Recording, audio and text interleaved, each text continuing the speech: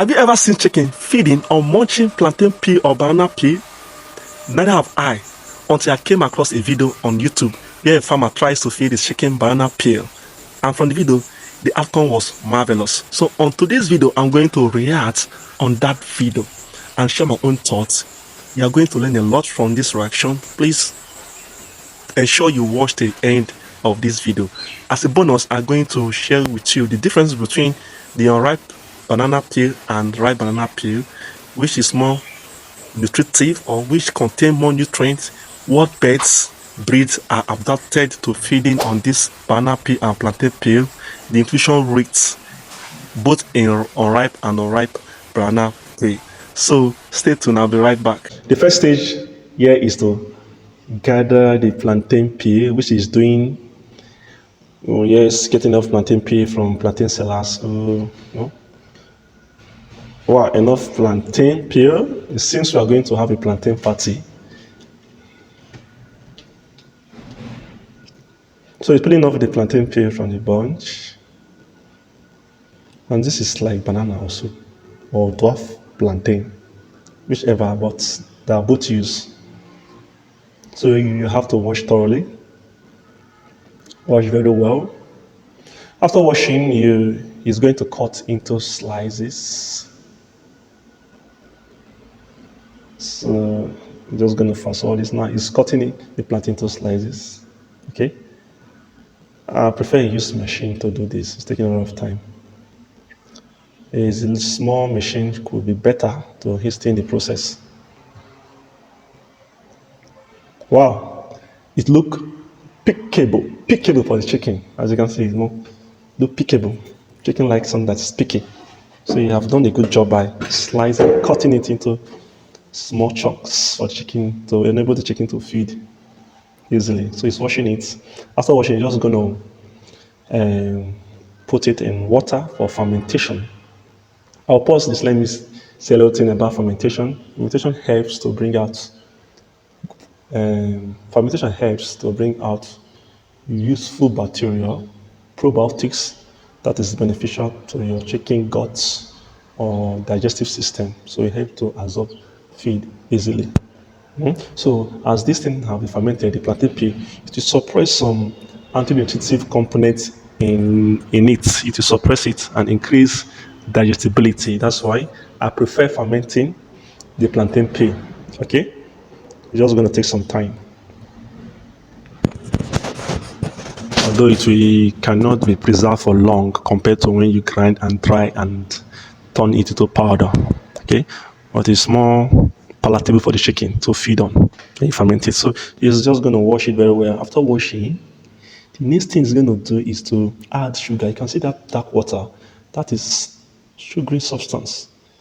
It is called, it added, I'm just trying to, okay, look at what is added in the water. After washing, it added sugar to help increase fermentation process, okay?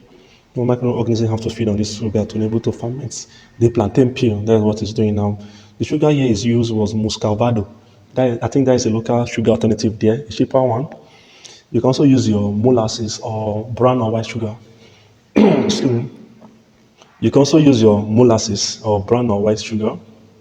So it's putting that sugared water into that plantain slice peel. So this is going to leave it for some days for it to ferment. Yeah, mix very well. Even during fermentation, you have to mix to avoid spoilage. So you have to mix very well. So this was left for some days for it to ferment. I've done one or two fermentation with okay, this is the first day. When it starts fermenting, the first sign you see is bubbles, little bubbles. That is when you know that fermentation has started. Little bubbles. They are going to leave it. It's going to leave it for more days for the peel to be soft, texture of it to be softer. It is still hard for the first or 2 days, so you have to still leave it for some days for the peel to be soft. This is day 2. This is day 2. So I'm going to fast forward this. Okay, this is, yeah, almost done. I think it took about 7 days for this thing to ferment very well. You have to use your intuition to know when it is more palatable for the chicken, more soft for the chicken to feed. So it's going to miss it now. And yeah, he said 50% of the feed and 50% of the plantain meal. I have some contradictory opinion here. Although his chicken is a backyard chicken, local chickens, which can be this ratio can work. But mind you, if you're dealing with broiler and you're adding anything alternative feed, anything to your chicken feed, you should stick to a particular inclusion rate. You should not go over because this might hamper their productivity or performance. From research and from experience, starting little matters a lot. You start a little and watch how your chicken takes in this thing, how the performance goes. Don't start with large quantity like what is doing here, 50-50. If you are dealing with broiler chickens, meat chickens, you have to start with little. But if you are dealing with local birds, heritage chickens that's just for your own consumption, or birds that are hardy, very hard birds, you can use such ratio. Okay, from research, plantain peel meal powder, grounded. If you want to include it in your chicken feed, you just start with you just 15% for plantain peel. Why for banana, you can start with 10% inclusion rate. Okay, let's continue. So mix the feed 50. He used 1:1, 50% of commercial feed and 50% of the fermented plantain peel. Now what he's doing in this video. So you have to mix thoroughly. And again, if you are bringing out the particular feed for fermenting, bring the one that, if you are fermenting anything, you are fermenting your chicken feed, just ferment enough feed that the chicken can eat at a go. Or mix the feed that the chicken can eat at a go. When the chicken eats fermented feed or wet feed and it is left, it can be contaminated and cause disease for the chicken. Okay? So enough that will be, the chicken can finish at a go. It's very good. Okay, this is mixing it now. So then the first one, so still mixing.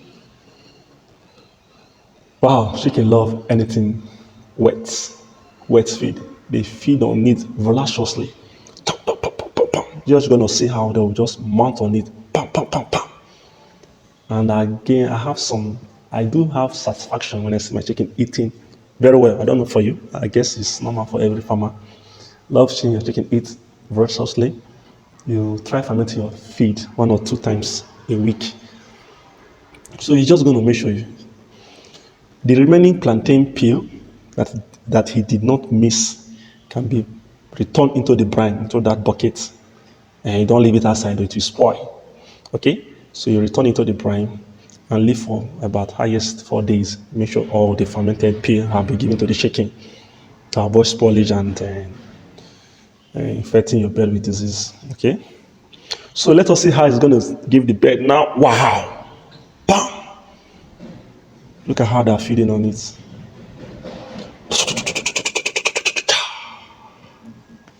So, I'm jealous.